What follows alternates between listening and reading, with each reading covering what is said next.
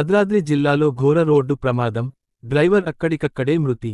భద్రాద్రి కొత్తగూడెం జిల్లా బూర్గంపాడు మండలం సారపాక సంత ఏరియాలో గురువారం ఉదయం దుర్ఘటన చోటు చేసుకుంది. జాతీయ రహదారిపై వెళ్తున్న లారీ అదుపుతప్పి కల్వర్టును ఢీకొట్టింది. ఈ ప్రమాదంలో లారీ డ్రైవర్ అక్కడికక్కడే మృతి చెందాడు. ప్రమాద సమాచారం అందుకున్న పాల్వంచ డీఎస్పీ సతీష్ కుమార్ ఘటన స్థలానికి చేరుకుని పరిశీలించారు.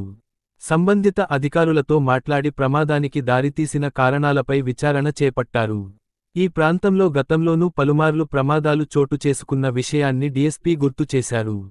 ప్రమాదాలు పునరావృతం కాకుండా తగిన భద్రతా చర్యలు తీసుకోవాలని సూచించారు.